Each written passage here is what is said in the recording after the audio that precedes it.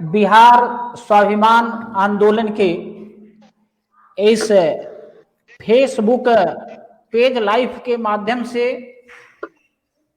देख रहे हमारे दर्शकों का हार्दिक स्वागत है।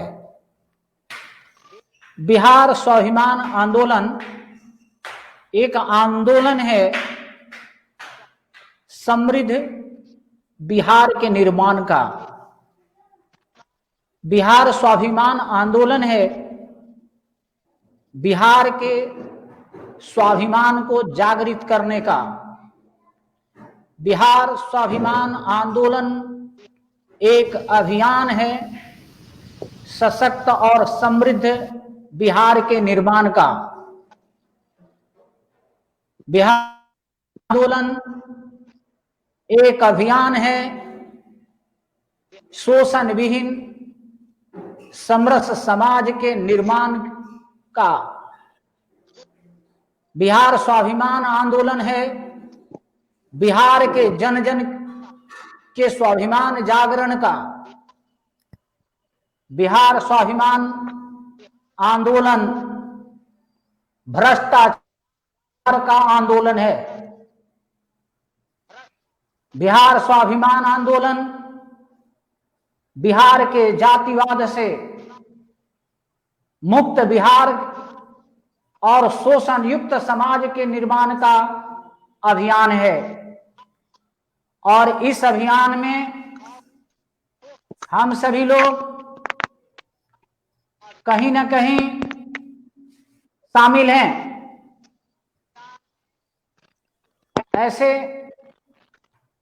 परिस्थिति में बिहार के स्वाभिमान के जागरण के लिए, बिहार के विकास के लिए, समृद्ध बिहार के निर्माण के लिए इस अभियान में आप सभी लोगों का, हमारे आए हुए मेहमानों का, आए हुए अतिथियों का हार्दिक स्वागत, अभिनंदन और वंदन है।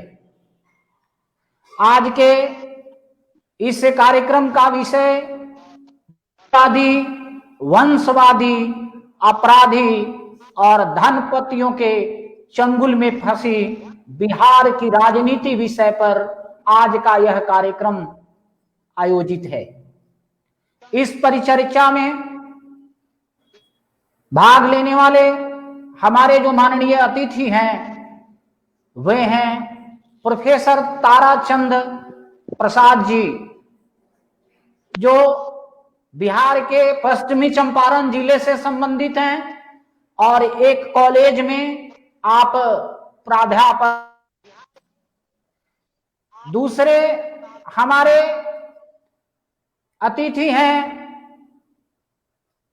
श्री अखिलेश कुमार जी उर्फ अखिलेश यादव जी। अखिलेश यादव जी मोतिहारी से संबंधित हैं और समाज सेवा करते हैं और दीनहीन व्यक्तियों को एक वरीय अधिवक्ता के नाते आप उनको न्याय दिलाने का काम करते हैं और एक सजग नागरिक की भूमिका में सदैव तत्पर रहते हैं। तीसरे हमारे अतिथि हैं युवाओं में युवा, तेज तरार, कद्दावर छात्र नेता के रूप में अपनी पहचान बनाने वाले भारद्वाज जी। श्री धर्मेंद्र भारद्वाज जी, कई वर्षों तक छात्र राजनीति आपने किया है और आप अखिल भारतीय विद्यार्थी परिषद के पुराने नेता हैं और मूलतः मुजफ्फरपुर से आप संबंधित हैं। आज इस कार्यक्रम में हम सभी लोग इस विषय पर चर्चा, तो श्री ताराचंद प्रसाद जी जो प्राध्यापक हैं और समाज शास्त्र के प्राध्यापक हैं और समाज शास्त्र में जातिवाद, वंशवाद, अपराधी और धनपतियों की चंगुल में जो बिहार की राजनीति फंसी हुई है, उस संदर्भ में समाज शास्त्र के दृष्टिकोण से आप पर जिम्मेवारी होगी कि इस पर दृष्टिपात करें श्री ताराचंद प्रसाद जी। ऐसा है, बिहार स्वाभिमान आंदोलन के द्वारा आज इस विषय पर जिस विमर्श में आप उपस्थित हैं, आपका विषय है जातिवाद, वंशवाद, अपराधवाद एवं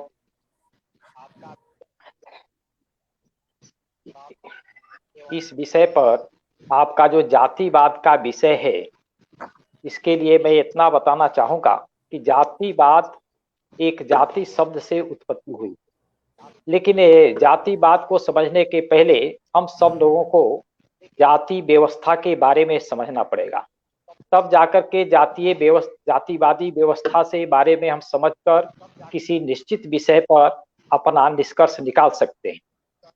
वर्ण प्रकृति है, वर्ण व्यवस्था संस्कृति है, और आज की जो जाति व्यवस्था है वर्ण व्यवस्था के कालखंड की विकृति है।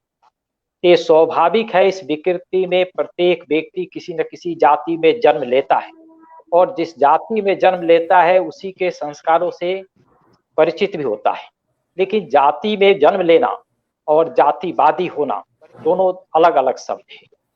तो मुख्य रूप से जो सामाजिक क्षेत्र में काम करने वाले लोग हैं, चाहे वो राजनीतिक क्षेत्र में काम करें या विभिन्न धार्मिक, सामाजिक, शैक्षिक संगठनों में काम करें, उनका काम समाज के लिए होना चाहिए, समाजनिष्ठ होना चाहिए, समाज के प्रति समर्पित भाव से काम होना चाहिए। राजनीतिक क्षेत्र में जिस तरह से विभिन्न समाज के आए हुए लोग सत्ता की राजनीति करते हैं, यदि वे लोग जातीय भावनाओं से ऊपर उठकर काम करते तो इस समाज के अंदर एक समृद्ध समाज की स्थापना हो गई होती। परंतु इस समाज के मुखिया, इस समाज का संचालन करता, कहा जाता है कि समाज का नियंत्रण सत्ता के द्वारा नहीं होना चाहिए, समाज नियंत्रित शासन व्यवस्था होना चाहिए। परंतु आज के राजनीतिज्ञों ने सत्ता नियंत्रित समाज व्यवस्था बना दिया है। इससे स्पष्ट है कि समाज का नियंत्रण सत्ता के माध्यम से होता है, और सत्ता में जाने वाले जो राजनीतिज्ञ हैं, यदि वो जातिवादी हो जाएं तो समाज का सर्वस्व पतन हो जाता है। तो समाज के अंदर राजनीतिक व्यवस्था, सामाजिक व्यवस्था, शैक्षिक व्यवस्था या आर्थिक क्षेत्र में भी विभिन्न क्षेत्रों में जो भी अव्यवस्थाएं फैली है, उसमें जातिवादी व्यवस्था भी एक महत्वपूर्ण कारण है।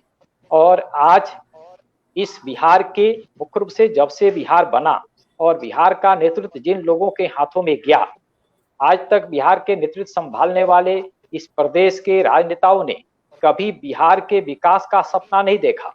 उन्होंने अपने जातियों की व्यवस्था जरूर देखी, इसलिए जाति की व्यवस्था किए। जाति के तहत उन लोगों ने जो भी काम किया, जो अगल बगल विकास की संरचनाएं तैयार की, हर जगह उन्होंने जाति का विचार किया, और जाति के विचार करने के कारण ही आज जाति व्यवस्था दिन प्रतिदिन बनता गया। जो सत्ता में आए वो अपने जाति को प्रश्रय दिए, चाहे वो विधायक हो, सांसद हो, या मुख्यमंत्री हो या मंत्री हो। इन लोगों ने अपनी जातीय भावना से अगर ऊपर उठा होता तो आज इस बिहार के अंदर जातिवाद नाम का जो शब्द है वो समाप्त हो गया रहता। आज जाति व्यवस्था को बढ़ाने में इन्हीं राजनेताओं का हाथ है, और बिहार में ऐसा नेतृत्व, एक दो उदाहरण है, कर्पूरी जी जैसे लोगों को छोड़ दिया जाए तो अधिकांश जो नेता यहाँ स्थापित हुए उन लोगों ने बिहार के सामाजिक समरसता का, बिहार के विकास का सपना नहीं देखा। उन लोगों ने अपनी जातीय मानसिकता के आधार पर जातिवाद का हवा खड़ा करके, जातीय विद्वेष फैला करके अपनी राजनीतिक रोटियां जरूर सेकने का काम किया है। और आज के भी जो सत्ता में लोग हैं उनका भी वही काम है।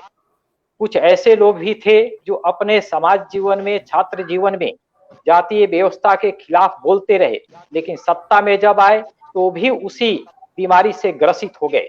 यह बिहार के विकास में एक बहुत बड़ा बाधक है, और एक जातिवाद व्यवस्था के तहत ही इस प्रदेश के राजनेता नहीं है, साथ ही वो वंशवादी भी हो गए।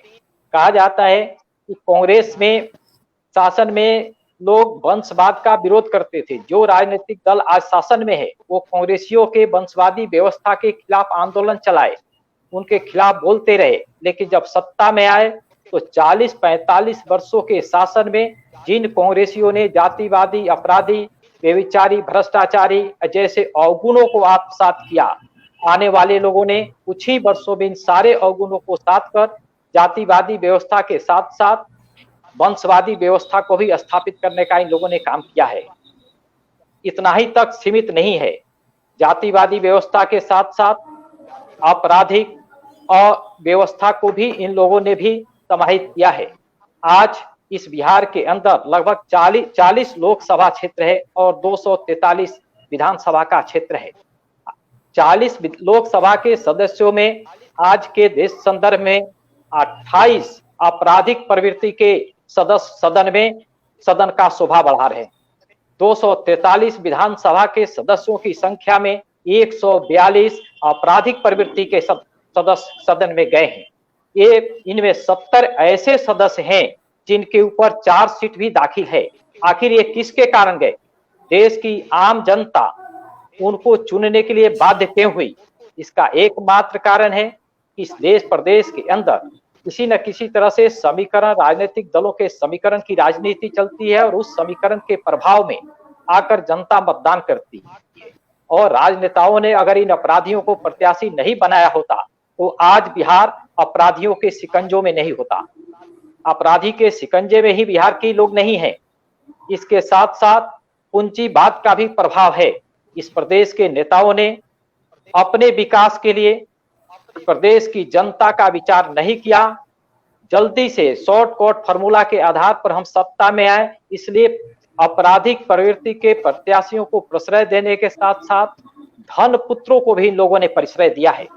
इस प्रकार बिहार के अंदर जातिवादी, वंशवादी, अपराधी और धनतंत्र धारियों का शासन चल रहा है और इस शासन से बिहार के विकास का सपना सोचना और बिहार के जनता को अपेक्षा करना कदापि संभव नहीं है। मित्रों, यदि बिहार की सत्ता इन 4 अवगुणों से ऊपर उठी होती तब जाकर आप विकास का सपना दे सकते थे।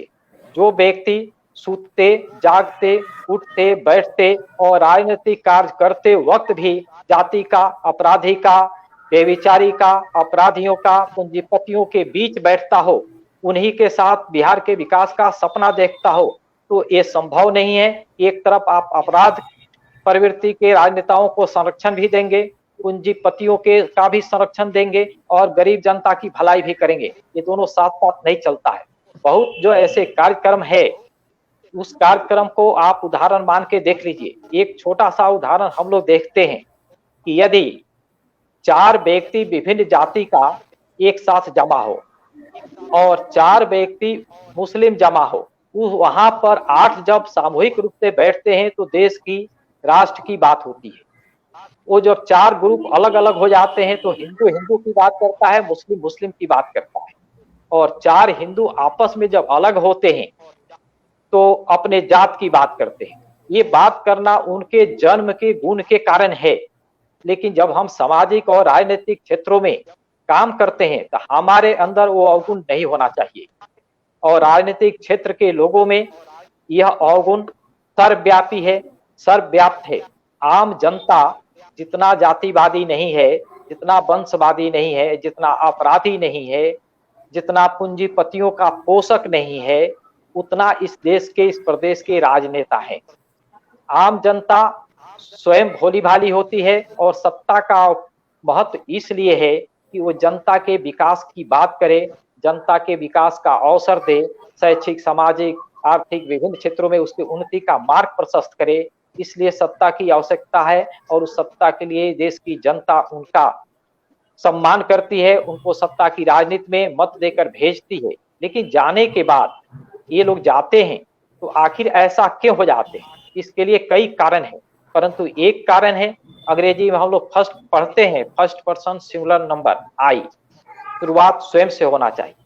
तो इस देश के, इस प्रदेश के राजनेता यदि संकल्प लिए होते कि नहीं, हमें प्रदेश का विकास करना है, हमें प्रदेश की शैक्षिक विकास करना है, सामाजिक विकास करना है, स्वास्थ्य के क्षेत्र में विकास करना है, ये इनका सपना होता तो उस क्षेत्र में अपराधियों के चंगुल में, जातिवादियों के चंगुल में, वंशवादियों के चंगुल में नहीं जाते। ये अपना विकास करते हैं, सत्ता का उपयोग अपने लिए, न कि प्रदेश के लिए, न कि राष्ट्र के लिए, न सामाजिक सत्ता के लिए। इनके विकास का, इनके सत्ता में जाने का वो सपना है वो सिर्फ है ताराचंद जी, अपना विकास, हम एक सत्ता मिनट में आपको रोकेंगे। बने रहे। ठीक है अखिलेश जी, ताराचंद जी ने जो विषय परिवर्तन किया है, बिहार का राजनीति इन धनपतियों, जातिवादियों, वंशवादियों और अपराधियों के चंगुल में है। आप इस विषय पर क्या कहना चाहते हैं? देखिए सुखदेव बाबू, पहले जो हमारे देश में चुनाव होता था, चुनाव के समय लोग जो भी जो है मतदाता थे या जो भी जनप्रतिनिधि थे, वे जो है सिर्फ देश के लिए सोचते थे। संभवतः 1962 के आसपास भारतीय राजनीति में परिवर्तन हुआ और भारतीय राजनीति के साथ साथ हमारे बिहार की राजनीति में भी परिवर्तन हुआ क्या कि चुनाव के लिए पूंजी यानी पैसे यानी धन की जरूरत पड़ने लगी। जैसे ही धन की जरूरत पड़ने लगी तो जो भी राजनीतिक पार्टियां थी या जो भी प्रत्याशी हुआ करते थे, किसी न किसी धनपति के गिरफ्त में चले गए। और जैसे ही वे धनपतियों के गिरफ्त में गए, जीतने के बाद उसी के अनुसार वे चलने लगे। आगे चलकर धनपति भी जो है काम में नहीं आया। तब जो है अपराधी लोग इस राजनीति पर हावी हो गए और अपराधियों के दम पर राजनेता अपनी कुर्सी बचाने में कामयाब होने लगे। जब अपराधी देखे कि मेरे द्वारा ये राजनीतिक या जो राजनेता है वे कुर्सी पर कायम होते हैं, तो मैं खुद क्यों नहीं राजनेता बनकर कुर्सी पर कायम हूँ और मेरे द्वारा जो भी कला बाजारी किया जा रहा है या जो भी अपराधी संगीन जुर्म किए जा रहे हैं, उसका जो है स्वयं अपने से क्यों नहीं बचाव करें। इस तरह से जो है राजनीतिक में अपराधीकरण हुआ। फिर धीरे धीरे अपराधी हो या जो पहले से राजनीतिक पार्टी के जो रहनुमा थे, अगुवाई करते थे, उनके पुत्र पौत्र यानी उनके परिवार के लोग उसमें दखल देने लगे। इस तरह से जो देखते देखते राजनीतिक में वंशवाद, परिवारवाद हावी होने लगा और आलम यह पहुंच गया कि आज पूरा सिस्टम, पूरा लोकतंत्र जिसको कहिए, वह पूरा जो है जातिवाद, वंशवाद, अपराधी और धनपतियों के चंगुल में फंसा हुआ है। कोई एक साधारण व्यक्ति जो कितना भी समाज में पॉपुलर हो, कितना भी समाज के हित के लिए सोचता हो, समाज के लिए कुछ करता हो, अगर उसके पास पैसा नहीं है या जाति बहुलक क्षेत्र से नहीं आते हों या जिसका आपराधिक इतिहास नहीं है या किसी वंशज घराने से नहीं, राजनीतिक घराने से नहीं है, तो उनके लिए राजनीतिक में सरवाइव करना आज के समय में बहुत ही मुश्किल हो गया है। हाँ, यह बात जरूर है कि राजनीतिक में सरवाइव करने के लिए दो चीज चाहिए आज के समय में। एक तो या तो अपना समय नष्ट करो, समय खर्च करो, नहीं तो आप पैसा खर्च करो। पैसा खर्च कीजिएगा, रातों रात स्टार बन जाइएगा। 25 वर्ष का लड़का, 30 वर्ष का लड़का संसद बन सकता है, सांसद बन सकता है, विधानसभा में जा सकता है, वह पैसा के दम पर ही, या किसी वंश से जो है राजनीतिक परिवार से जुड़ा हुआ है तब भी, या किसी अपराधी से उसका साठगांठ है या खुद या अपराधी प्रवृत्ति का है तभी।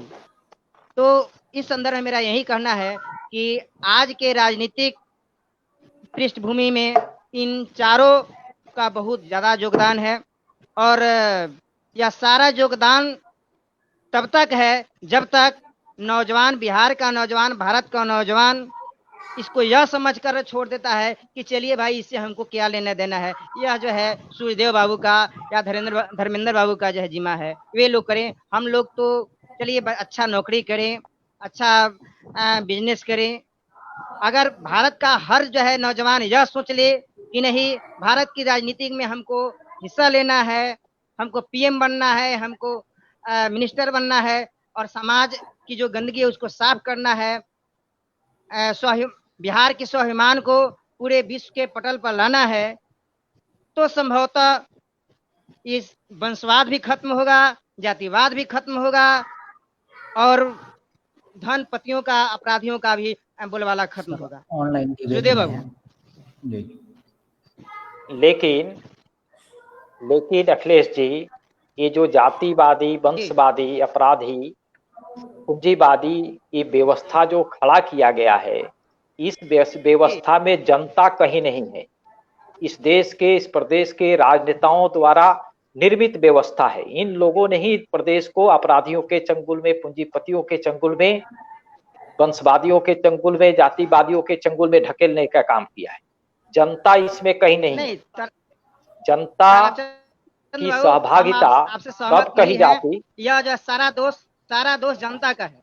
अब हम आपको बताते हैं कि कैसे जो जनता जो है वंशवाद के लिए जिम्मेवार है, कैसे जो है जनता अपराधीकरण के लिए जिम्मेवार है, कैसे पूंजीपति के लिए जिम्मेवार है।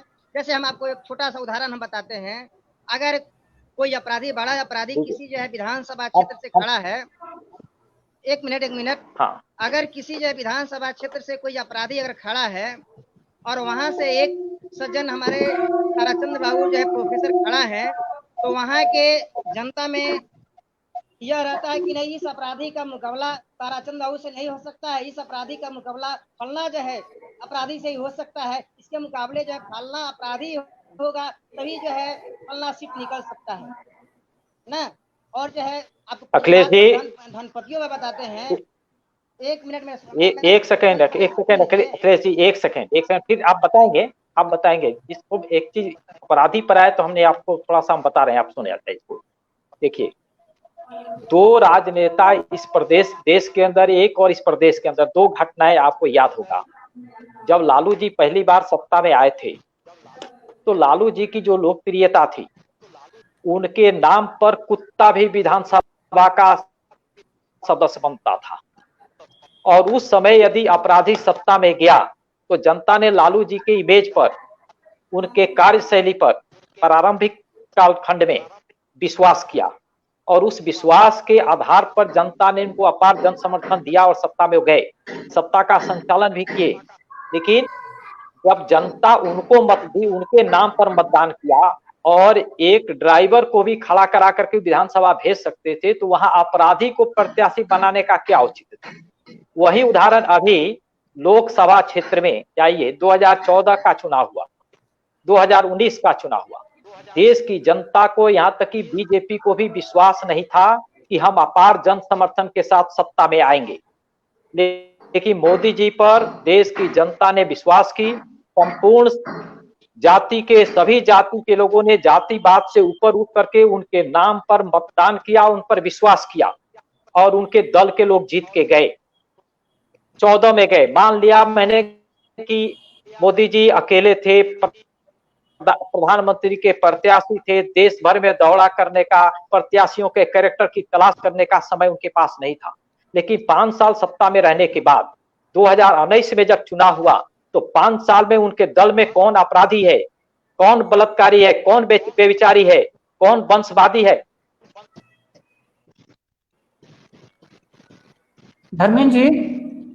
धर्मेंद्र जी जी अभी ताराचंद जी और श्री अखिलेश जी ने कहा कि जनता को मजबूरी है और जनता जो है अपनी भूमिका को निर्वहन करने में कहीं ना कहीं पीछे रह रही है और युवाओं पर बहुत बड़ी जिम्मेवारी है, जैसा कि अखिलेश जी ने भी कहा। आपका क्या मानना है इस विषय पर?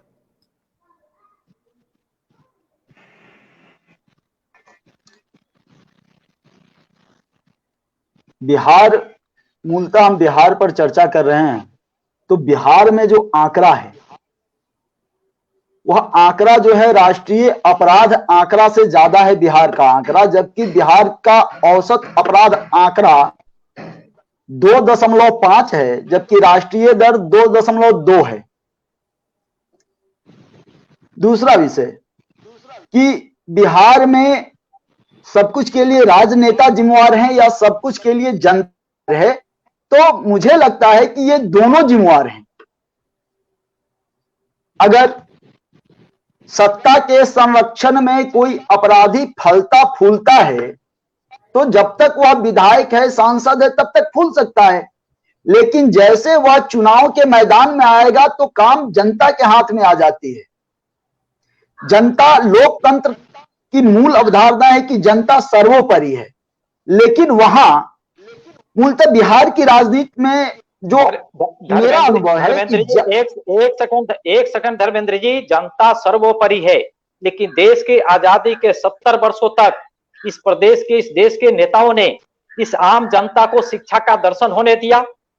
आज अनेक आयोग बने, आज 34 वर्षों के बाद नई शिक्षा नीति लागू हुई, आज विद्यालयों में बच्चे नहीं जाते हैं, आज शिक्षा से वंचित करने का साजिश किसने किया? इस देश की जनता में कहीं कोई दोष नहीं है।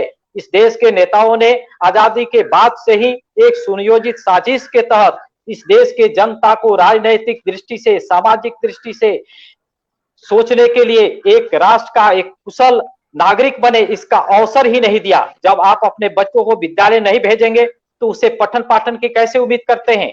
उसी तरह से इस देश के नेताओं ने इस देश की जनता को शिक्षा से वंचित रखा, और आज भी शिक्षा के प्रति साजिश होता है कि इस देश की आम जनता पढ़े ही नहीं। आपके मत का तो आपने अवसर दे दिया, एक गरीब का, हलवाहा के भी मत का कीमत उतना ही है और प्रधानमंत्री के मत का भी कीमत उतना ही है, लेकिन संख्या बल किसका है?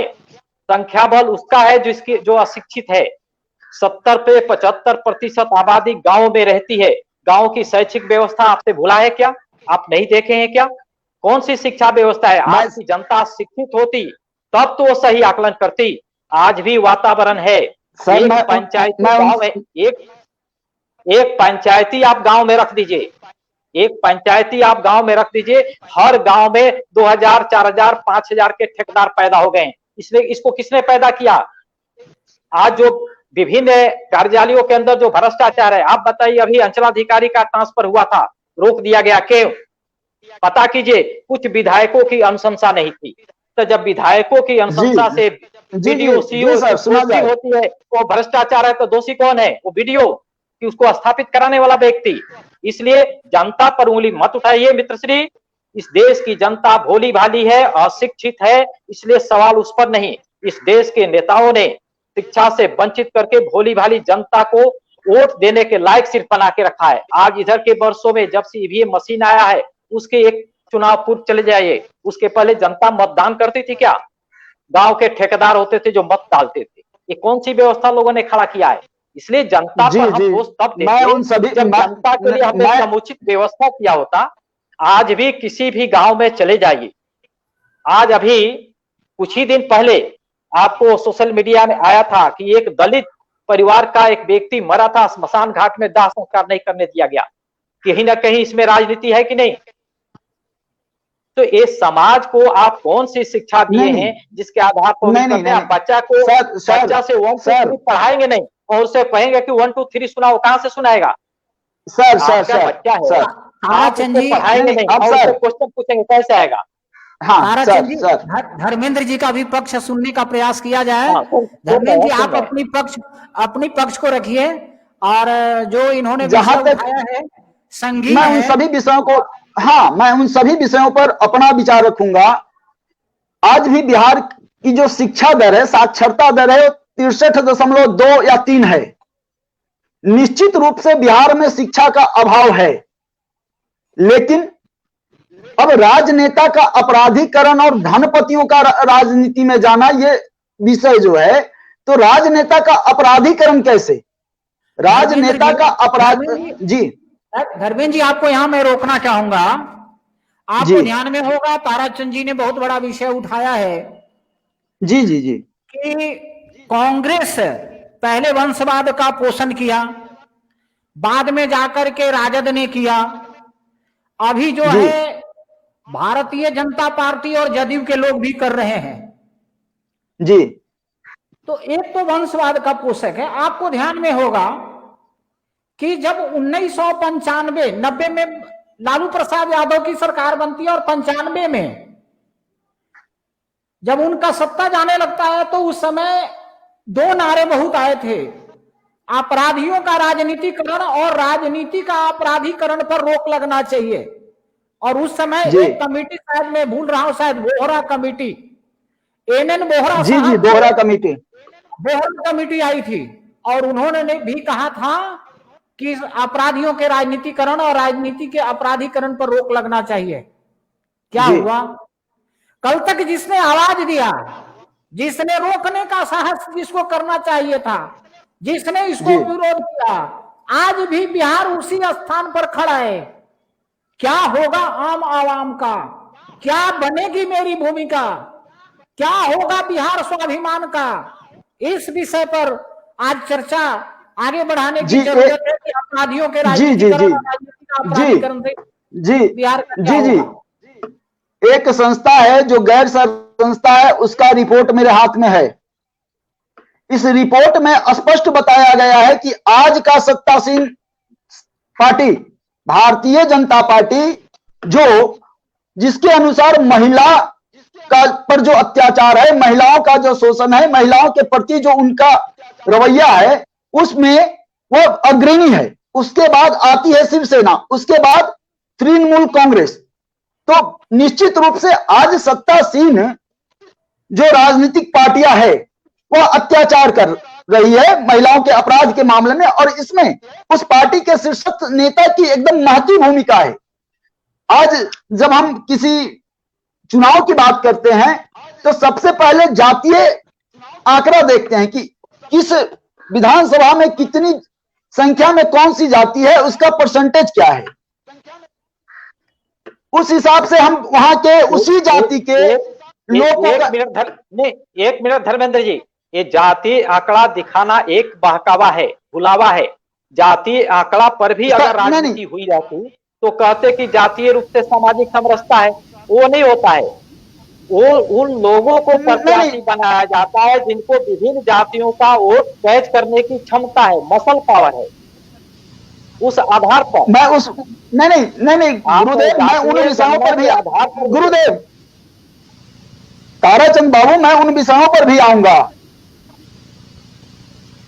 तो वो आंकड़ा तय किया जाता है। अभी स्नातक का चुनाव हुआ था तिरहुत स्नातक क्षेत्र में, जिसमें एक भाजपा के कैंडिडेट थे जिनका भाजपा से दूर दूर तक कोई रिश्ता नहीं था और उनको भाजपा ने कैंडिडेट बनाया था।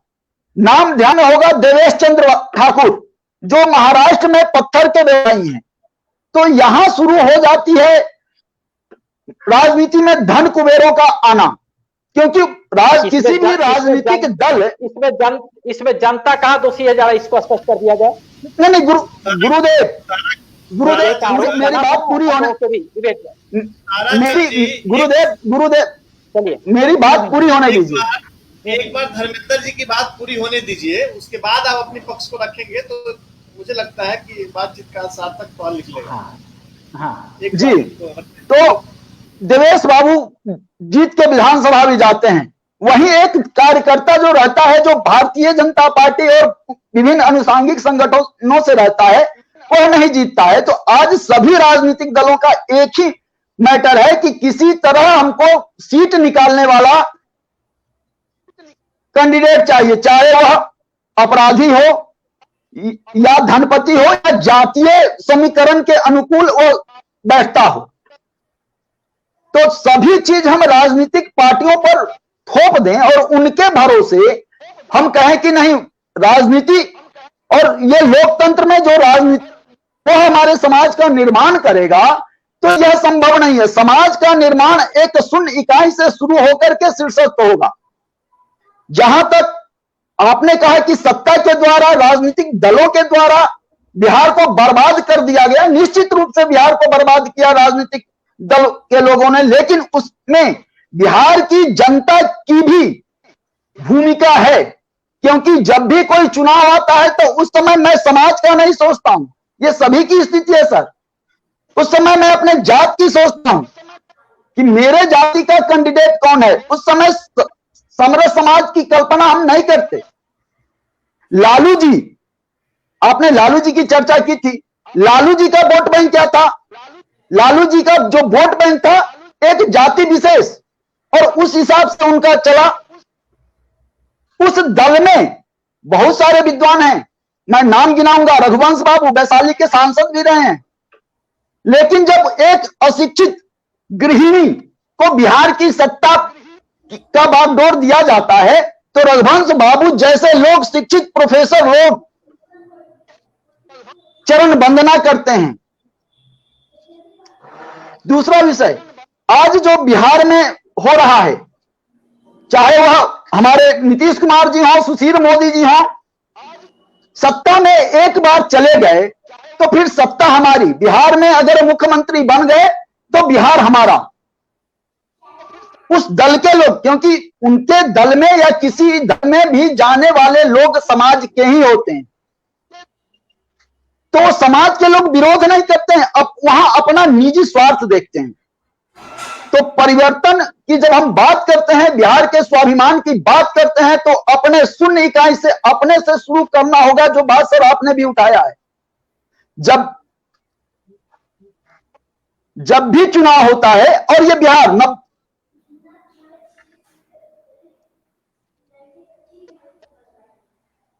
90 के अखिलेश सर, इस विषय में आपका पक्ष जानना चाहेंगे। अखिलेश सर। धर्मेंद्र बाबू का कहना सही है कि जब भी राजनीतिक पार्टियां किसी कैंडिडेट को अपना जो है उम्मीदवार खड़ा करता है, कहीं किसी संसदीय क्षेत्र से या किसी विधानसभा क्षेत्र से, तो पहला वो देखता है कि यहाँ पर जी 90 के दशक से जो बिहार की राजनीति है उसमें वंशवाद हावी है। उसी जाति बहुलक के कैंडिडेट अब राष्ट्रीय जनता दल की बात करते हैं। धर्मेंद्र जी अभी अखिलेश जी बोल रहे हैं। अगर जी जी जी जी अखिलेश जी,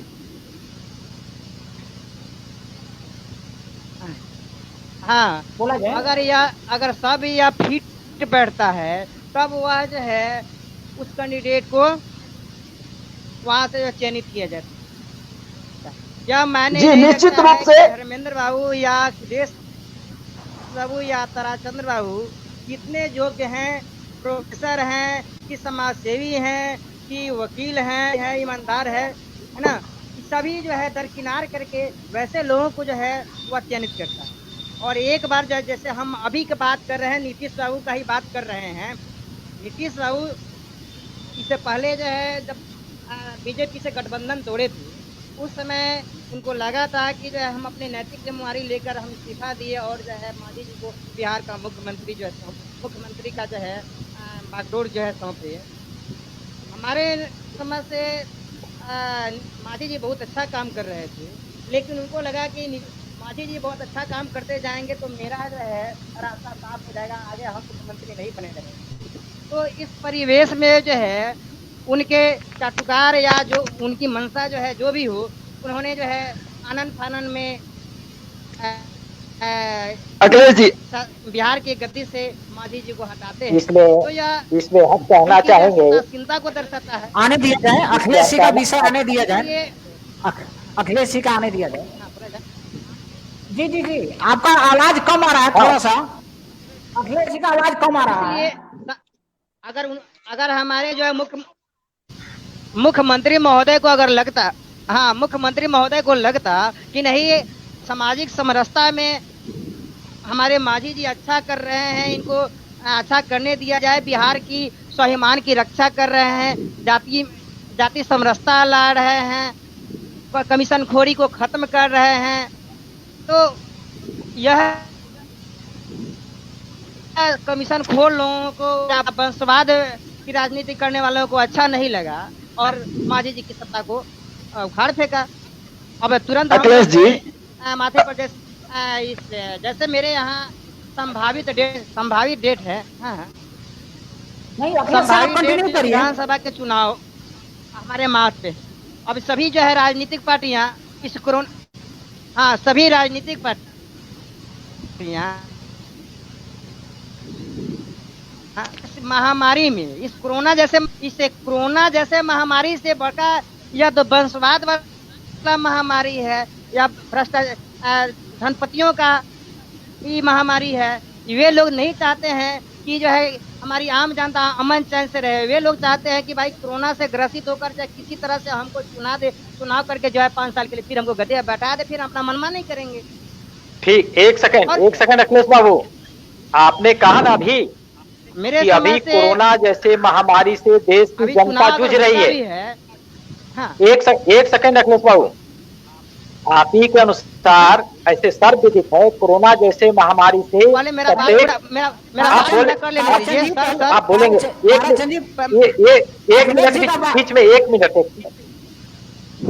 बीच में एक मिनट रुकने के लिए माफी चाहता हूँ। अच्छा, बोला जाए। आप ही के अनुसार जब इस कोरोना की महामारी चल रही है, सब लोग इससे प्रभावित है, और इस प्रदेश के राजनेता क्या कर रहे हैं?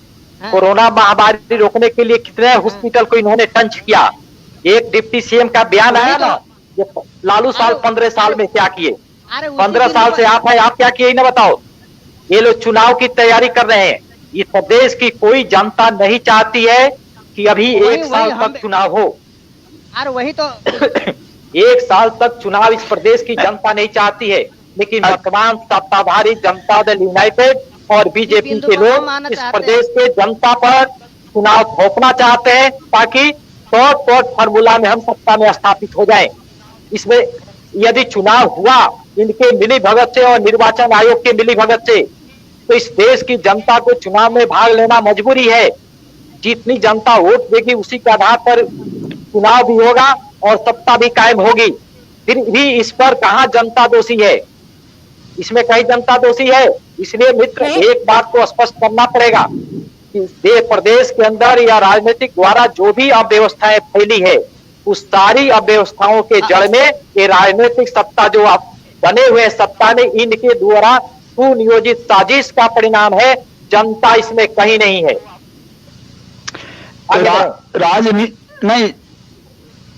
राजनीति का चरित्र नहीं होता है।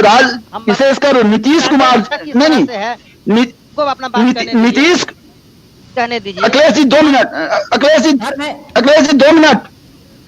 अखिलेश जी बस मैं थोड़ा समय लूंगा। हाँ, ठीक है। मैं बस जवाब देंगे अखिलेश सर, ठीक है। मैं बस राजनीति का चरित्र नहीं होता है। विशेषकर नीतीश कुमार जी और सुशील मोदी, नीतीश कुमार और सुशील मोदी दोनों कुर्सी के लोलुप लोग हैं। उन्होंने बिहार के जनादेश का अपमान किया और भारतीय जनता पार्टी विशेषकर बिहार के नेताओं के इतना निर्लज्ज दूसरी कोई पार्टी ही नहीं है, जिसको बार बार नीतीश कुमार के द्वारा बेइज्जत किया गया। फिर भी लालच में यह सुशील कुमार मोदी के अगुवाई में फिर सत्ता में वापस आना, तो राजनीति का सर कोई चरित्र नहीं है। विशेषकर बिहार के राजनीति का सिर्फ एक ही चरित्र है, एना केना प्रकारे ना कुर्सी पर बैठना। तो राजनीति से ज्यादा आप अपेक्षा करें ऐसा नहीं है। दूसरा विषय, अब हमारे अखिलेश जी ने एक विषय उठाया कोरोना।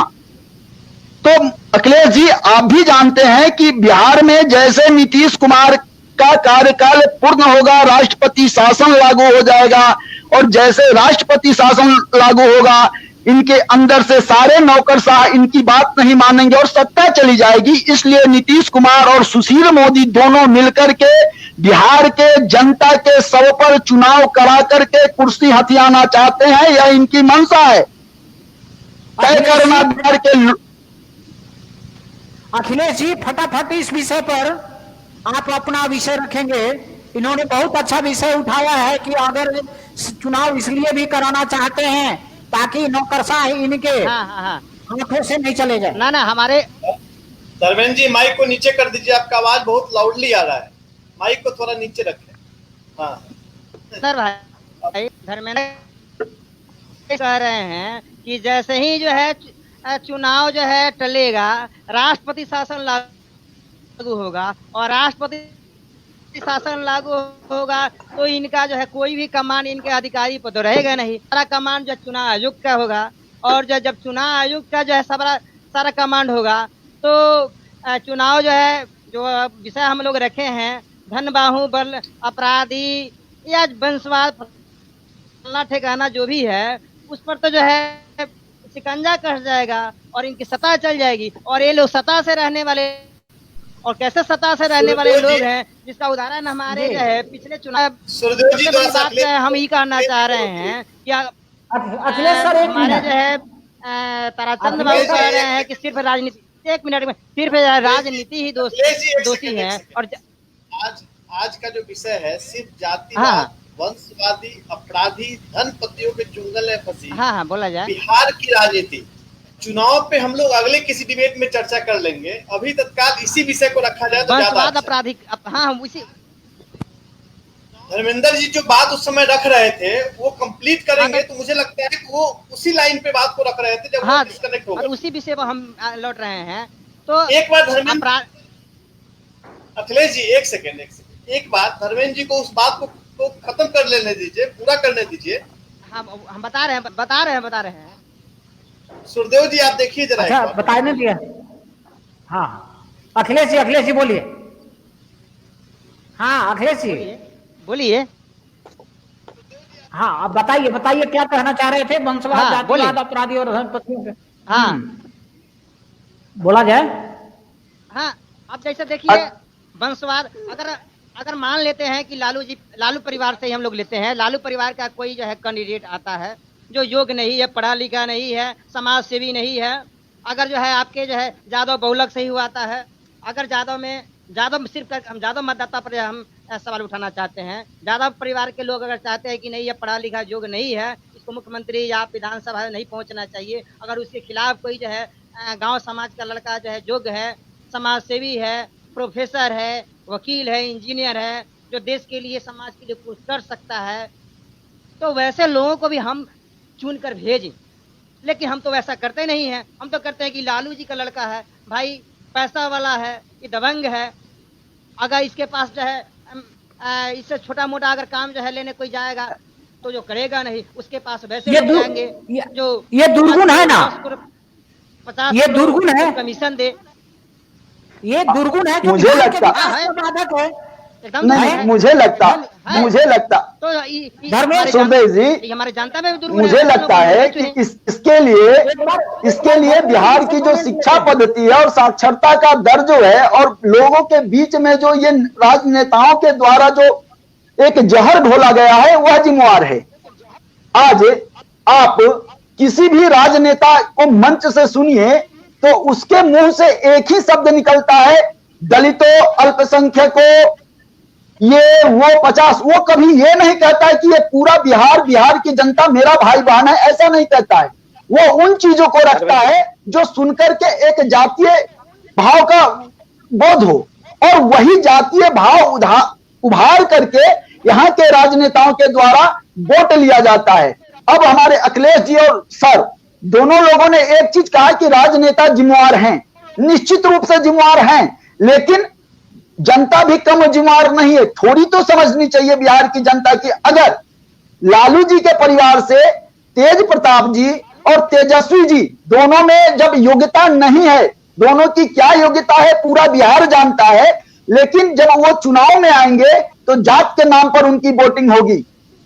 लालू जी का जो 15 साल का शासन था वह जात के नाम पर था। नीतीश कुमार जी, एक सेकंड धर्मेंद्र जी, एक सेकंड, ये आपने कहा ठीक है। आप हमको एक उदाहरण बताइए कि किसी विधानसभा क्षेत्र का यादव समाज गांधी मैदान में जात का रैली किया हो। ये राजनीतिक दल के लोग जात के नाम पर जात का अध्यक्ष बनाते हैं, उसके द्वारा रैली करवाते हैं, उसके द्वारा खर्चा देते हैं और जात का जहर, शिक्षा के बदले जात का जहर पिलाते हैं गांव गांव में घूम घूम कर। तो जहर आप पिलाएंगे, आप सोचेंगे कि वो शरबत का स्वाद कहां से आएगा, कहां से आएगा शरबत का स्वाद। इसलिए जनता पर उंगली मत उठाइए। इस प्रदेश की जनता, इस देश की जनता महामानव है। इसके अंदर अवगुण नहीं है, लेकिन इसके अंदर अवगुण है। ये अवगुण कैसे आया इस पर भी विचार कीजिए। जैसे माँ के गर्भ में ऐसा है उसी तरह से ये राजनीतिक नेताओं के गर्भ में इस प्रदेश के नेताओं ने जातीय नेताओं को खड़ा कर, जातीय रैलियां कराकर, जातियों के नाम पर अपने विभिन्न जाति समाज के अंदर जहर घोलने का काम किया है। यही राजनेता जातीय नाम पर जहर घोलने का काम नहीं, जातीयता का असली गुण, जाति का मकसद क्या है, इस पर ही रैली किए रहते। आज कोई नेता कहता है कि अपने जाति की बेटी का शादी या फ्री में कर लो? कोई ऐसा रैली हुआ किसी राजनीतिक दल के द्वारा कि अमुक जाति का रैली है दहेज विरोध में, दहेज के विरोध में रैली करवाया, जातीय हिंसा के विरोध में रैली करवाया, सामाजिक विषमता के विरोध में रैली करवाया? नहीं, इन लोगों ने जातियों की रैली कराई है अपने जातीय नेताओं के द्वारा, जातियों के बीच वोट बैंक का जहर घोलने के। तो मान लीजिए संसाधन आपके पास है, हम अनपढ़ है, निरीह है, अज्ञानी है, हमको जो जहर पिलाइएगा पी लेंगे। धोखे से बहुत सारे राजनेताओं को कोको कोला में जहर डाल के पिला के मार डाला गया है कि नहीं? यदि वो जानता कि कोको कोला में जहर है तो पीता ही नहीं। ठीक उसी तरह प्रदेश की विभिन्न जनता चाहे किसी भी जाति की हो, वो जातिवादी नहीं है, जातिवादी नहीं थी, राष्ट्रवादी थी, राष्ट्रीय थी। आज 45-65 वर्षों तक कांग्रेस का जो शासन हुआ, एक छत्र जनता उसको वोट देती थी। आपने एक कहा था कि 90 के दशक में वंशवाद आया, 90 के पहले कांग्रेसियों ने वंशवाद पैदा कर दिया था। तो ऐसा नहीं है। इसलिए जनता को आज भी अच्छी शिक्षा दी जाए, सामाजिक समरसता का ज्ञान दिया जाए। और सामाजिक समरसता का ज्ञान कैसे दिया जाएगा? आप पार्टी की एक कमेटी बनाते हैं, 100 लोगों की कार्यकारिणी बनती है। इस प्रदेश के अंदर 50 महत्वपूर्ण जातियां हैं। किस पार्टी के कमेटी में इन 50 महत्वपूर्ण जातियों का सामाजिक समन्वय पर प्रतिनिधित्व है? नहीं कहना चाहिए, लेकिन कहने पे अब उदाहरण के तौर पर कहना मजबूरी है।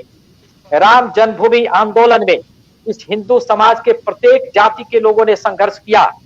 उस 15 के ट्रस्ट में अगर 15 जाति के लोग होते तो हिंदू समाज के अंदर जातीय विषमता मिटता। आपने उदाहरण प्रस्तुत नहीं किया। उसी तरह विभिन्न राजनीतिक दलों के प्रदेश की कार्यकारिणी बनती है। 243 असेंबली कॉन्स्टिट्यूंसी का चुनाव हुआ, किस राजनीतिक दल ने 243 जाति का उम्मीदवार उतारा? नहीं उतारा।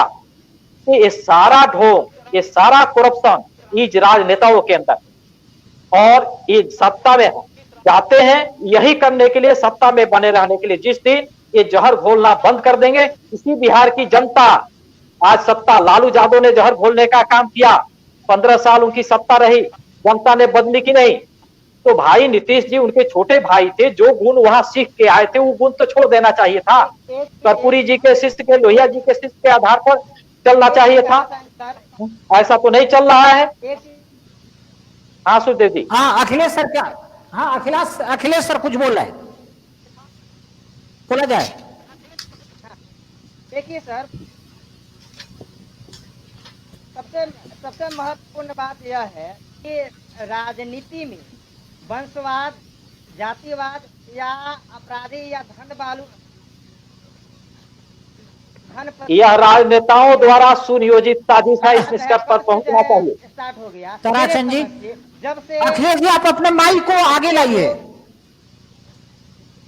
अपने बच्चों को दिलाने लगे कि हमको नौकरी चाहिए। एक मिनट अखिलेश जी अपने माइक को थोड़ा साउंड लगाइए। अगर अगर जो है गार्जियन, हर माता पिता अपने बच्चों को अच्छा जो है शिक्षा देकर और समाज के प्रति जो है जिम्मेवारी दे कि यह अच्छा समाज भाग लें, और जब राजनीति में अच्छे लोग आना शुरू करेंगे, और एक मिनट रहने दीजिए, एक बार लगातार अच्छे लोग आना शुरू करें तो वैसे वैसे लोग जो है हवा हो जाएंगे। अगर आना शुरू करें अखिलेश जी, नहीं तो अखिलेश बाबू एक मिनट ताराचंद जी, राजनीति से वो देखिए तो अपराधी में अपराधी का तो राजनीतिक में आना स्वाभाविक है, धनपतियों का आना स्वाभाविक है, वंशवाद का आना स्वाभाविक है, जातिवाद का जो है बढ़ावा जो है स्वाभाविक है। अच्छे ये लोग स्वाभाविक नहीं है, ये राजनेताओं द्वारा सुनियोजित ताराचंद जी। साजिश का परिणाम है। ताराचंद जी जी एक सवाल नहीं बोला है जाए। एक सवाल है, सुनिए। यार, आपका आवाज नहीं। धर्मेंद्र भारद्वाज जी के लिए जी मैं सुन रहा जी। मंजू जी का सवाल है। मंजू जी एक श्रोता है, उन्होंने एक सवाल रखा है कि धर्मेंद्र जी क्या बताने का प्रयास करेंगे कि अपराध मुक्त समाज की स्थापना कैसे होगी और अपराध राजनीति में क्यों हावी होती जा रही है। ये धर्मेंद्र जी के लिए जी निश्चित जी। अपराध मुक्त समाज की स्थापना वैसे होगी और अपराध मुक्त समाज और अपराध मुक्त राजनीति बिहार में सबसे पहले अगर किसी चीज को खत्म करनी चाहिए तो वह जातीयता को खत्म करनी चाहिए। वह समाज के स्तर पर जब सामाजिक परिवर्तन होगा, सामाजिक बदलाव होगा एक अच्छे दिशा में, और जैसे ही एक अच्छे दिशा में समाज परिवर्तित होगा, राजनीति भी परिवर्तित हो जाएगी। और मैं उन्हीं विषय पर आ रहा हूं, मैं इसको पूरा।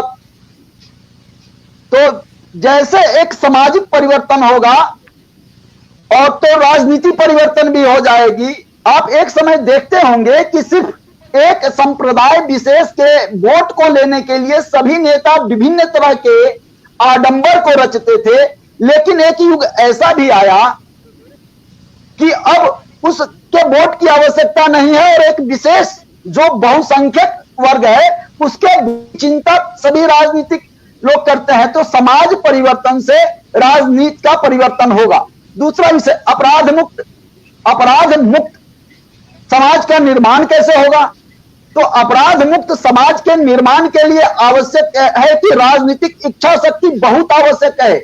जैसे राजनीतिक इच्छा शक्ति होगी या अपराधी वह कोई भी हो, किसी जाति का हो, किसी संप्रदाय का हो, भारतीय संविधान अनुकूल अगर न्याय किया जाए, उसमें ना कोई जाति हो, ना कोई संप्रदाय हो, ना कोई व्यक्ति विशेष हो, और न्याय का जो क्राइटेरिया हो सबके लिए बराबर हो, और इसके लिए राजनीतिक इच्छा शक्ति की आवश्यकता है। अगर यह राजनीतिक इच्छा शक्ति बिहार में हो गई तो अपराध मुक्त राजनीति और अपराध मुक्त समाज हो जाएगा।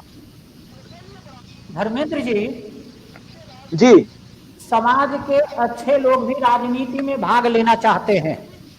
वे भी चाहते हैं कि हमारी भी सहभागिता होनी चाहिए, लेकिन वंशवाद का आरोप सारे राजनीतिक दलों पर है। और निश्चित जो विधायक सांसद बन जा रहे हैं, जो मुख्यमंत्री बन जा रहे हैं, उनकी इच्छा यही रह रही है कि मेरे परिवार से यह सत्ता नहीं जाना चाहिए। हमारे सारे राजनीतिक दल नंगे हैं। आपको ध्यान दिलाना चाहेंगे, एक बिहार के नेता हैं जो दलितों के बहुत बड़े नेता माने जाते हैं।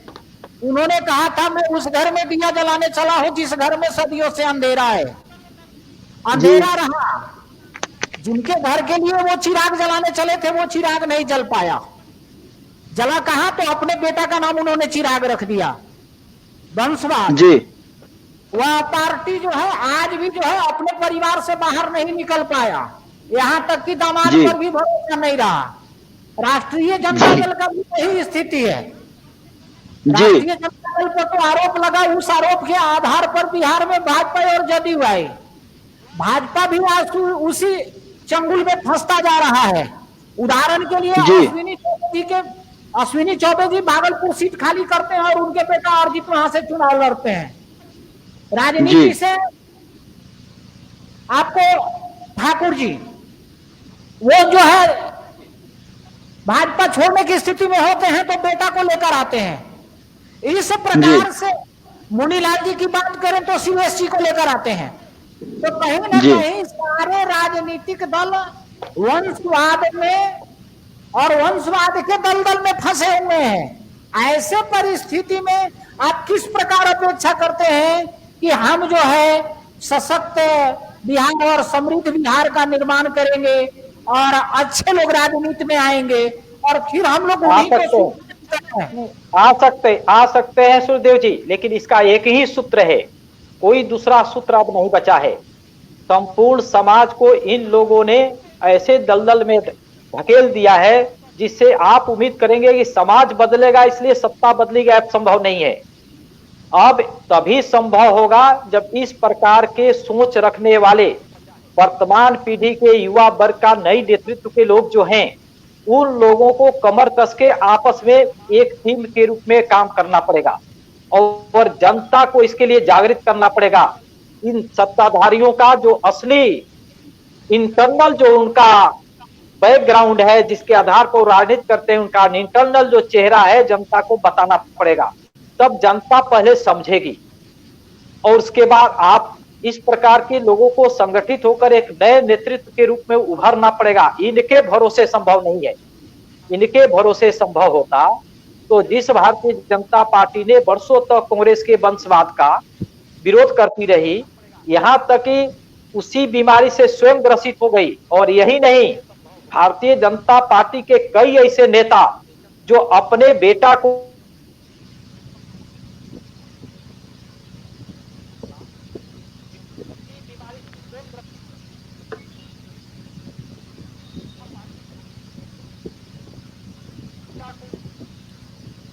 धर्मेंद्र जी जी हाँ, नेटवर्क का कुछ प्रॉब्लम हुआ है। ताराचंद जी आएंगे तो आप अपनी बात को थोड़ा सा कंक्लूड कर देंगे, तब तक जो है आपकी प्रतिक्रिया इस विषय पर आ जाए। विषय है कि अच्छे लोगों को राजनीति में आना चाहिए। मूलतः विषय यही है आपका कि अच्छे वंशवाद पर अच्छे लोग का विजय कैसे। बिहार की राजनीति में वंशवाद अपराध और पूंजीवाद को हरा करके अच्छे लोग का राजनीति में पदार्पण हो, विषय यही है। और ये कैसे होगा, प्रश्न है कि मुझे वंशवाद जी प्रश्न है कि वंशवाद प्रभावी है, कैसे बनावे हम बिहार भावी है। आज जो है वंशवाद प्रभावी है, बिहार हमको भावी बनाना है, तो इस वंशवाद से हम कैसे निजात पाएंगे, उसके लिए हमारी और समाज की भूमिका क्या होगी, प्रश्न ये है। समाज की वंशवाद को परास्त करने के लिए, वंशवाद को नकारने के लिए समाज की महती भूमिका होती है और राजनीतिक भूमि इच्छा शक्ति भी है। अगर कुछ चीज अगर तय कर दिया जाए भारतीय संविधान से, अगर कुछ चीज को आज के परिप्रेक्ष्य में संशोधित कर दिया जाए तो बहुत सारे समस्याओं का हल हो सकता है। जैसे किसी शिक्षक को शिक्षक बनने के लिए उसको एक योग्यता पास करना होता है, उसको एक डिग्री चाहिए। ठीक राजनीति के लिए भी एक डिग्री की आवश्यकता हो। सामाजिक कार्य में उसका जो समय गया है, उसका समाज में कितना योगदान है, ये सब अगर क्राइटेरिया तय कर दिया जाए, फिर चुनाव लड़ने का अधिकार हो, तो मुझे लगता है कि 70% समस्याओं का समाधान हो जाएगा। धर्मेंद्र जी, एक तो नहीं बनने वाला है और एक तो तब तक नहीं बनेगा जब तक इनके मतलब सिद्ध नहीं होने वाले हैं सत्ताधारी दलों के। वैसे परिस्थिति में क्या होगा अखिलेश सर?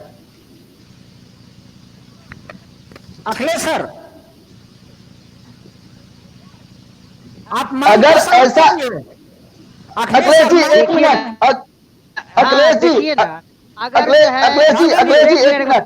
हाँ धर्मेंद्र जी, हाँ एक मिनट अगर यह एक्ट नहीं बनता है तो 1974 जैसे एक जन आंदोलन की आवश्यकता है और पूरे बिहार में एक जन आंदोलन हो और समाज का जागरण हो। समाज के जागरण से इन वंशवादी सत्ता व्यवस्था, पूंजीवादी सत्ता व्यवस्था और धनवादी सत्ता व्यवस्था को परास्त किया जा सकता है। लेकिन उसके लिए बिहार के युवाओं को जो जातिवादी नहीं हो, धनवादी नहीं हो और आपराधिक छवि के नहीं हो, उनको आगे आना होगा और आकर के समाज का जागरण कर एक 74 जैसे आंदोलन को बना करके, ये कोई बहुत बड़ा विषय नहीं है। इंदिरा गांधी जैसे तानाशाह को भी 74 के आंदोलन के बाद हटाया गया था, लेकिन उसके बाद का जो परिणाम हुआ वो भयावह था।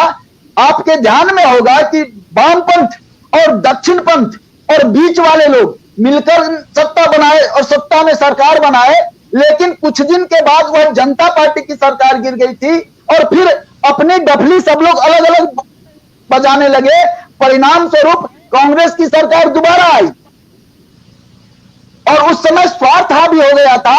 इसलिए बिहार में एक जन आंदोलन की आवश्यकता है और वैसे लोगों का जो निस्वार्थ रूप से बिहार के भविष्य के लिए, बिहार के समृद्धि के लिए, बिहार के युवाओं को बिहारी कहने पर लाज नहीं हो, इस विषय के लिए जन आंदोलन करें, व्यापक तौर पर समाज में जाएं और समाज का जागरण करें, जन आंदोलन करें।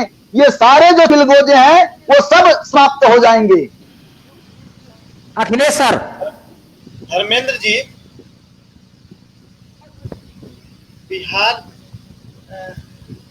सूर्यदेव जी जी एक धर्मेंद्र जी से बिहार तो सही बात है, आंदोलन तो होना ही चाहिए, लेकिन जब मौका मिलता है हमारे जनता को तख्ता पलटी करने के लिए, उस समय जो है हो तो अच्छा रहेगा। जैसे मानते हैं अगर राजनीतिक पार्टियां अपने जो है वंशवाद को कायम रखना चाहती है, और जैसे मानते हैं कि अखिलेश यादव जो है चिरैया विधानसभा का जो है विधायक है और अपने बाद जो है अपने बेटा को वहां से उतारना चाहता है, तो जनता को चाहिए कि नहीं, हम अखिलेश जी अच्छा किए थे, इनको हम जो सिलेक्ट करें और जो है इनके बेटा को हम नहीं। वैसे ही जो है अगर राजनीतिक पार्टियां जो है सोचते हैं कि उस कैंडिडेट को नेगलेक्ट करे, क्योंकि जो है जैसे ही उसको जो है सिलेक्ट अखिलेश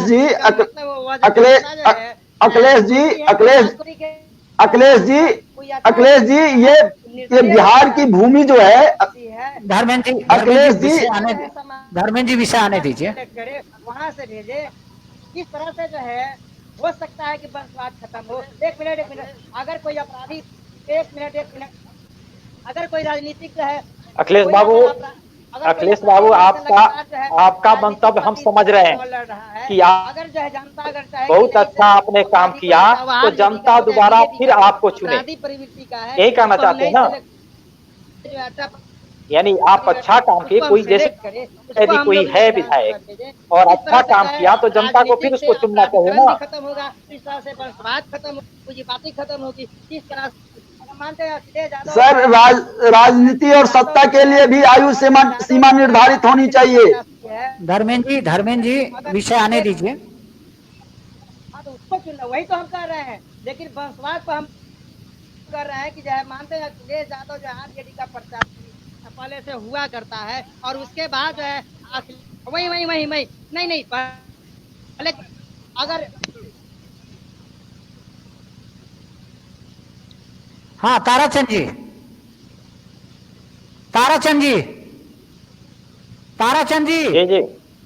हाँ, आपका इस विषय पर क्या कहना? ऐसा है कि देखिए अखिलेश बाबू, कभी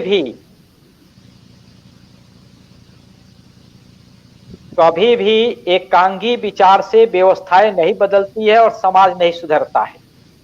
यदि हम अच्छा समृद्ध बिहार बनाना चाहते हैं, अपराध मुक्त बिहार बनाना चाहते हैं, वंशवाद मुक्त बिहार बनाना चाहते हैं, धनतंत्र के कब्जों से जनतंत्र को मुक्ति दिलाना चाहते हैं, तो इसके लिए एक व्यवस्थित प्लानिंग होना चाहिए। अब एक विधायक, जैसे अखिलेश जी ने कहा, एक विधायक है, अखिलेश जी विधायक है, बहुत अच्छा काम करते हैं, जनता को फिर उसको चुनना चाहिए। क्यों चुनना चाहिए? नदी में पानी बहता है तो नदी का पानी साफ रहता है और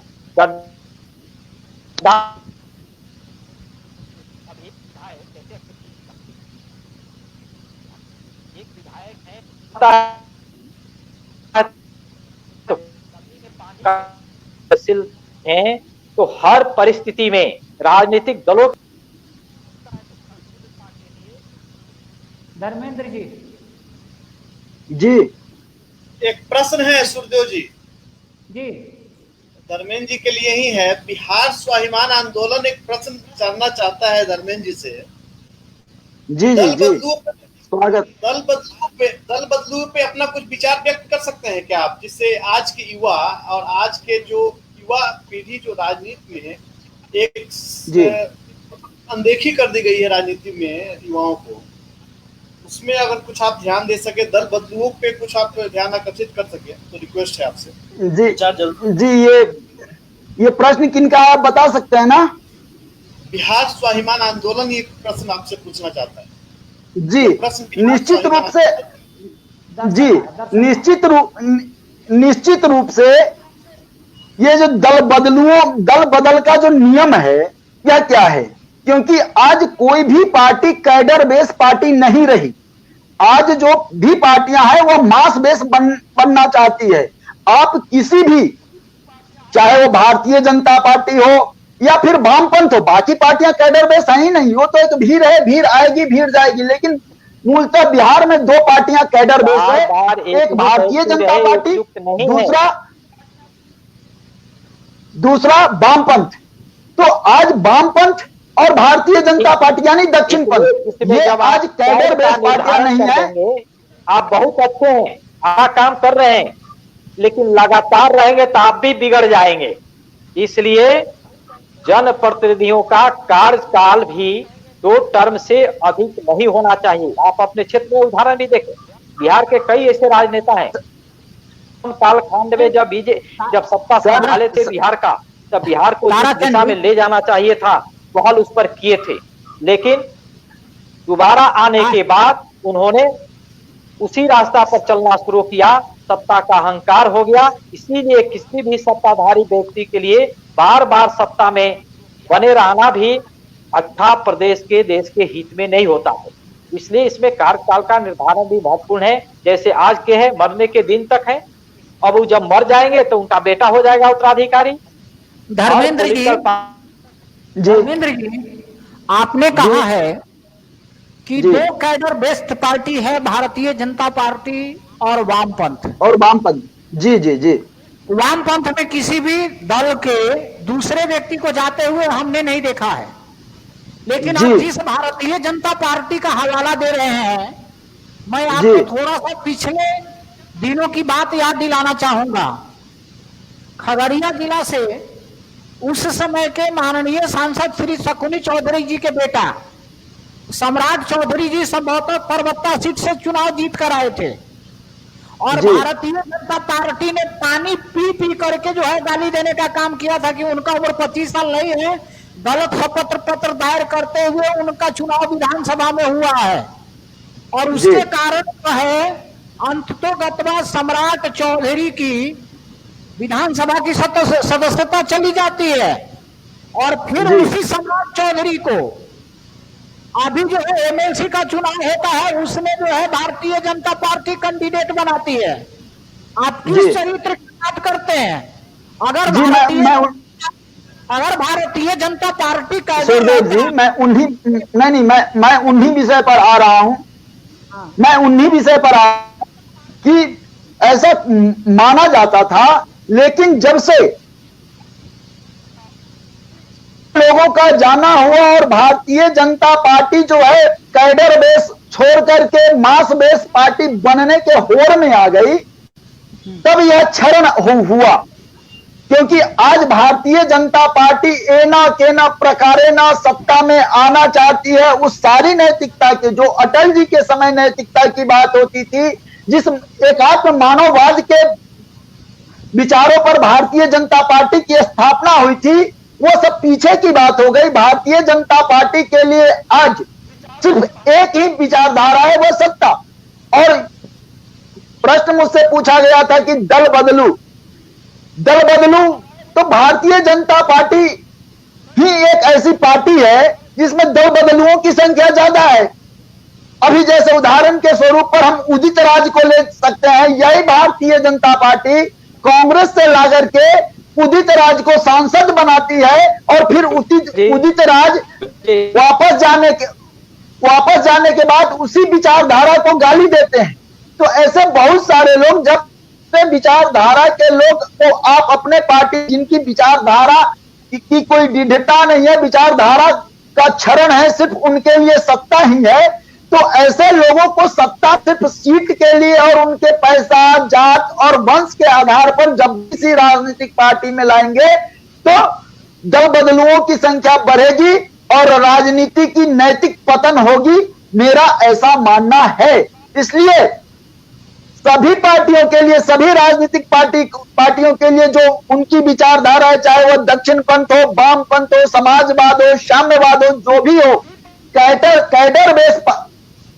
कैडर जो है उनके विचारधारा को जो दृढ़ता से रखते हैं, जो उस पार्टी के विचारधारा के लिए दृढ़ है, वैसे लोगों को जब वो सत्ता में लाएंगे, चुनाव लड़ाएंगे, विधायक सांसद बनाएंगे, तब जाकर के यह दल की नीति है वह समाप्त होगी। भारत युवाओं का देश है और सबसे ज्यादा युवा भारतीय जनता पार्टी में है, और भारतीय जनता पार्टी का जो युवा नेता है वो जिंदाबाद मुर्दाबाद करता रह जा रहा है। बाहर के आवा खा गावा, घर के गावा गीत, और सबसे युवाओं वाला संगठन आज दूसरे जगह से आयातित नेताओं को टिकट दे रही है। तो ये जो युवा हैं आखिरकार भारतीय जनता पार्टी के साथ क्यों रहे? भारतीय जनता पार्टी का विरोध और जो भी युवाओं के का मान मर्दन करे वैसे लोगों का विरोध क्यों नहीं? जितनी युवाओं की प्रतिशतता है उस प्रतिशतता के आधार पर युवाओं की सत्ता में भागीदारी क्यों नहीं होनी चाहिए? धर्मेंद्र निश्चित ये भारतीय नहीं, आपका सूरदेव जी प्रश्न है कि जो भाजपा के युवा नेता हैं जो भारत माता की जय, वंदे मातरम, भाजपा जिंदाबाद करते हैं, वो झंडा उठाने का काम ही करते रह जाते हैं, और जो सत्ता में है वो सत्ता में रहते हैं। तो एक चीज विशेषकर बिहार के युवाओं को समझना चाहिए कि हम किसी विचारधारा से जुड़े हैं, किसी पार्टी से नहीं, और जहां शोषण होता है विचारधारा के लिए जुटे हैं, किसी पार्टी के लिए नहीं। और उन युवाओं को निश्चित रूप से अपने विचारधारा की रक्षा के लिए राजनीति में नए विकल्प को तलाशना चाहिए, नए विकल्प बनकर के बिहार में आना चाहिए, और भारतीय जनता पार्टी या जो भी सत्ता में स्थापित पार्टी है उसको सत्ता से हटा करके विचारधारा की बात करनी चाहिए। कोई जरूरी नहीं है कि हम भारतीय जनता पार्टी से जुड़े रहें और झंडा उठाते रहें, नहीं, क्योंकि आज भारतीय जनता पार्टी का भी वैचारिक पतन हो चुका है।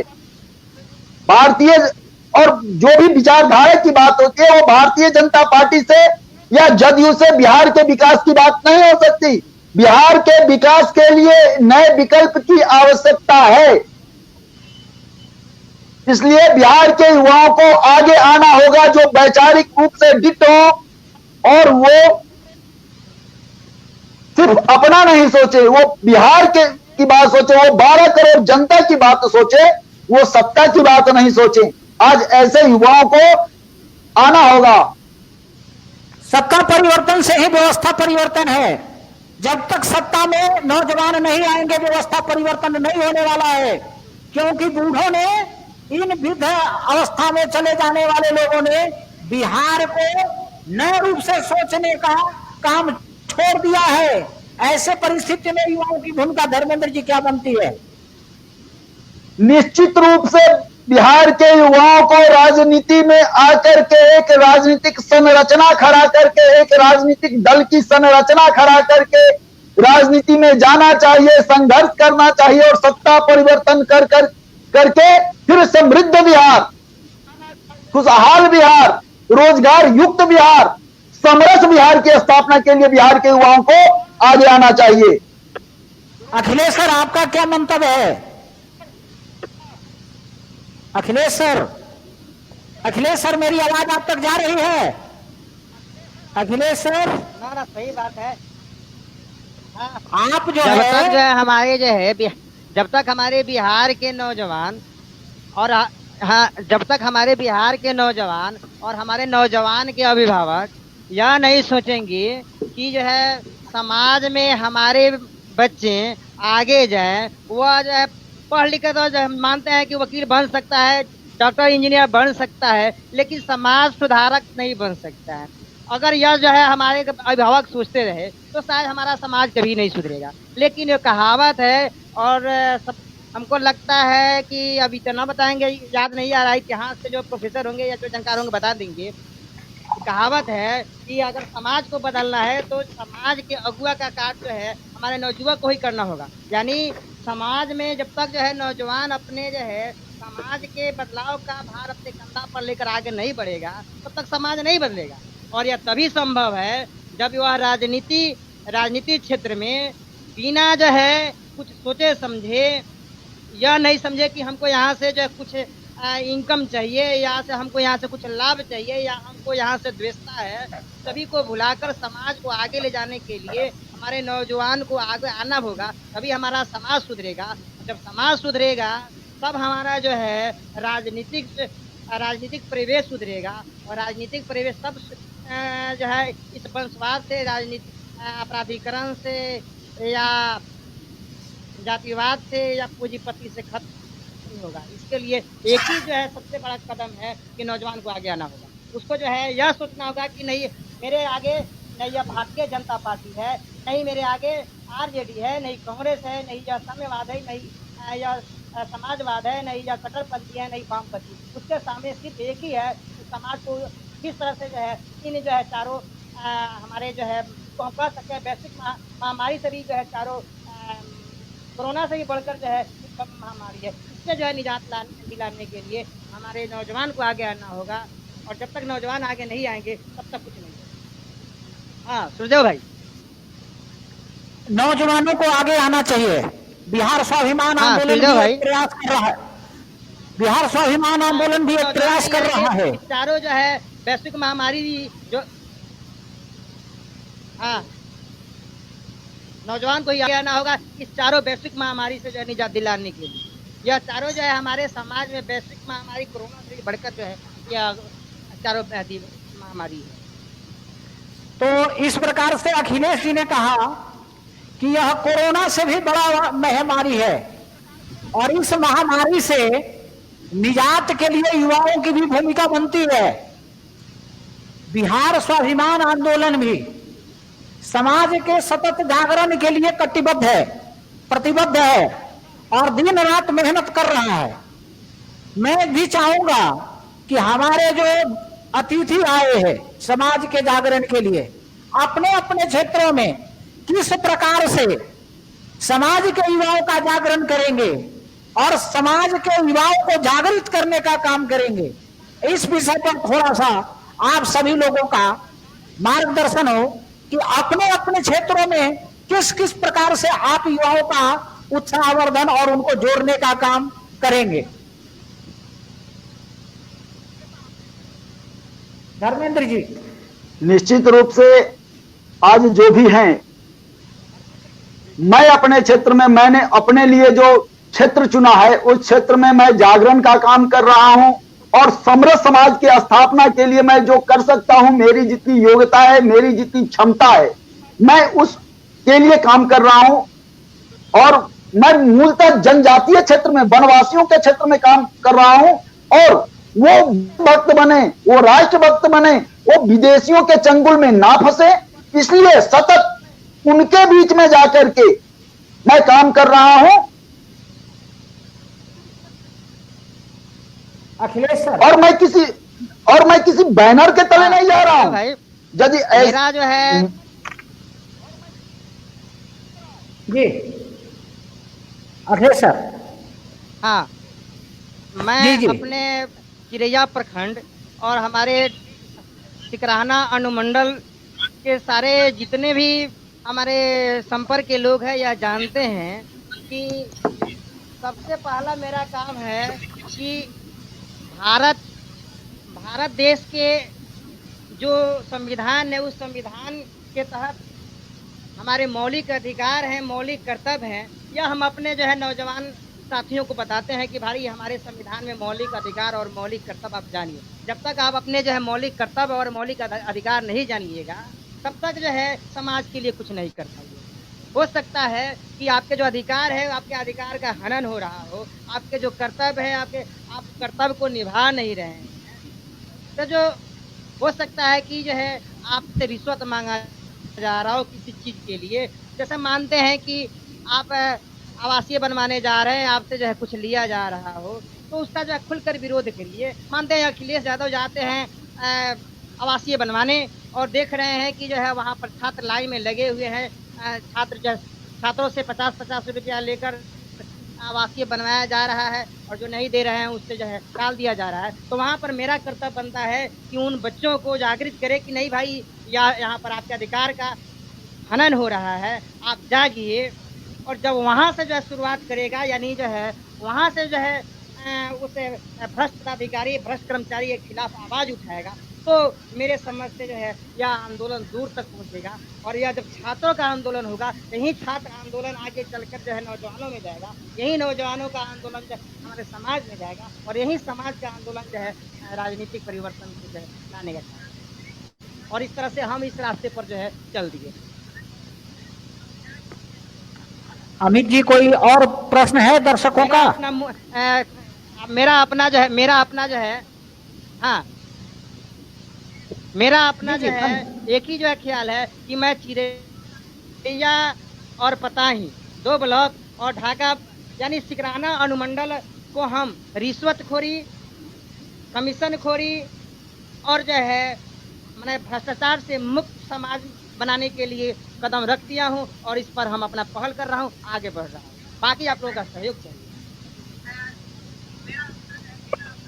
धर्मेंद्र जी। जी हाँ, श्रीदेव बाबू जी। धर्मेंद्र जी, आगे आपकी रणनीति क्या होगी समाज के युवाओं के जागरण के लिए?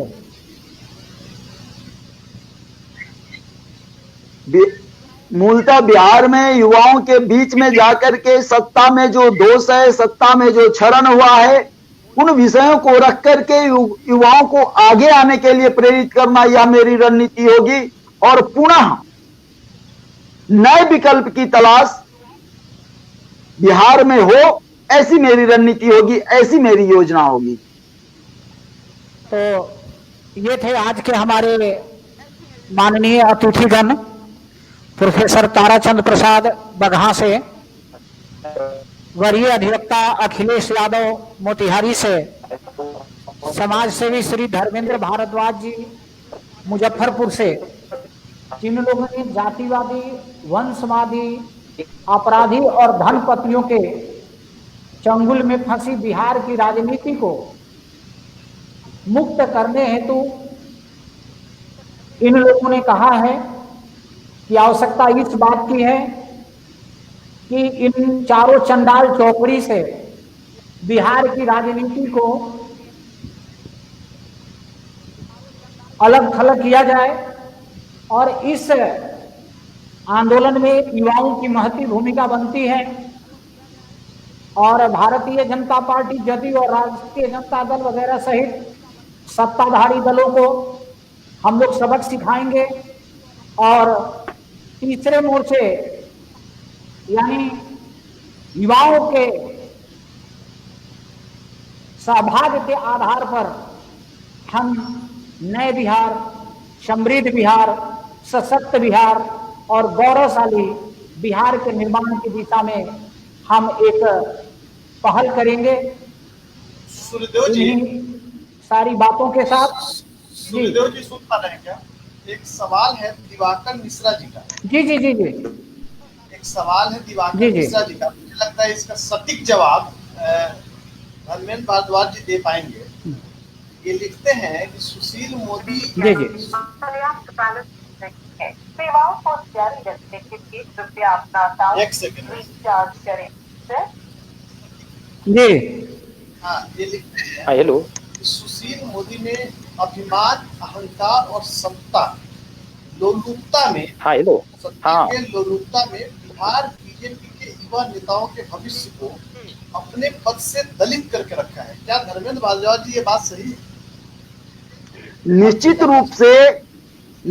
रूप से छात्र आंदोलन की उपज सुशील। अच्छा, दिवाकर मिश्रा जी जी थोड़ा मिश्रा जी लिखते हैं, हाँ, दिवाकर मिश्रा जी लिखते हैं हाँ। कि सुशील मोदी ने अभिमान, अहंकार और सत्ता के लोलुपता में बिहार बीजेपी के युवा नेताओं के भविष्य को अपने पद से दलित करके रखा है। मुझे नहीं समझ में आया, आप समझे इसको क्या लिखना चाह रहे हैं? निश्चित मैं इस प्रश्न को समझ रहा हूँ। हाँ। जी मैं समझ रहा हूँ इस प्रश्न को, और निश्चित रूप से मैं कहना चाहता हूँ, एक स्पष्ट रूप से कहना चाहता हूं कि सुशील कुमार मोदी जो एक छात्र आंदोलन की उपज, युवाओं के आंदोलन की उपज है, उन्होंने बिहार के युवाओं की ही नहीं, बिहार के राजनीति की और पूरे बिहार को पद दलित करने का काम किया है। आपको ध्यान में होगा जब एक समय भागलपुर से उनको सांसद बना करके राष्ट्रीय उपाध्यक्ष बनाया गया था केंद्र में, लेकिन वह फिर बिहार के उप मुख्यमंत्री बनने के लिए उस राष्ट्रीय राजनीति को छोड़ करके बिहार की राजनीति में आए, ताकि बिहार का युवा कोई आगे नहीं बढ़े और सत्ता में वो बने रहें। मैं तो स्पष्ट तौर पर कहता हूं कि बिहार में जो अभी सत्ता शीर्ष है, वो एक है कुर्सी कुमार और दूसरा उनके बगल में एक है स्टूल मोदी। ये दोनों लोग मिलकर के बिहार को बर्बाद करने का, बिहार के युवाओं को पद दलित करने का, और बिहार के युवाओं के साथ भारतीय जनता पार्टी में जो युवा नेता है उनको दबाने का काम, उनको पद दलित करने का काम ये सुशील मोदी कर रहे हैं। आपको याद होगा पिछले बार छात्र संघ का चुनाव हुआ था और पटना विश्वविद्यालय से जो छात्र संघ का अध्यक्ष पद का उम्मीदवार था, उस पर जदयू के प्रदेश राष्ट्रीय उपाध्यक्ष पीके प्रशांत किशोर के द्वारा हमला होता है और गलत मामलों में फंसा करके उस छात्र को जेल में भेजा जाता है। और यह सुशील मोदी जो स्वयं छात्र आंदोलन की उपज है, एक स्टेटमेंट तक नहीं आता है। इसको डर है कि कहीं कोई बिहार का युवा नेता न बन जाए, कोई बिहार का युवा आगे ना आ जाए और मेरी कुर्सी खतरे में पड़ जाए। इसलिए भारतीय जनता पार्टी क्या बिहार के युवाओं को पद दलित करने का काम यह सुशील कुमार मोदी और सुशील कुमार मोदी एंड ग्रुप, जो उसके आगे पीछे घूमने वाले चांडाल चौकड़ी हैं, वो लोग कर रहे हैं। बिहार की राजनीति बर्बाद करने का काम, एक दूसरे दिशा में डाइवर्ट करने का काम, जिस तथ्य पर आप सत्ता में आए उस तथ्य को भुला करके सत्ता लोलुपता का काम, जिस विचारधारा को लेकर के आपने चुनावी घोषणा पत्र जारी किया था, जिस विचारधारा के दम पर आप सत्ता में आए, उस विचारधारा का अपमान हो रहा है उसी विधानसभा में, और आप विधानसभा की कुर्सी पर विधानसभा में सदन में बैठ करके मुस्कुरा रहे हैं। तो सत्ता के लिए, पदवी के लिए सुशील मोदी कुछ भी कर सकते हैं।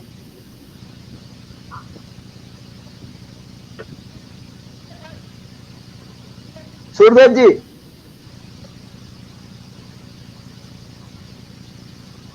अमित जी, दिवाकर जी लिखते हैं आपूर्ति बाकी है। अमित जी सर, अब कोई प्रश्न नहीं है ना? नहीं, प्रश्न नहीं, आप आगे बढ़िए, कंटिन्यू कीजिए। हाँ, ताराचंद जी, दिवाकर मिश्रा जी का प्रश्न था जिसको कंक्लूड किए हैं धर्मेंद्र जी। हेलो धर्मेंद्र जी, और उन्होंने कहा है, दिवाकर मिश्रा जी का प्रश्न था कि सुशील मोदी जी ने अपने अभिमान के सामने युवाओं को पद दलित करने का काम किया, कहना चाहते हैं। हेलो, जरा फिर से रिपीट किया जाए। हेलो, रिपीट किया जाए। दिवाकर मिश्रा जी का प्रश्न है कि सुशील मोदी जी ने अपने सत्ता के लिए युवाओं को पद दलित करने का काम किया है, इस विषय में आप कहते हैं।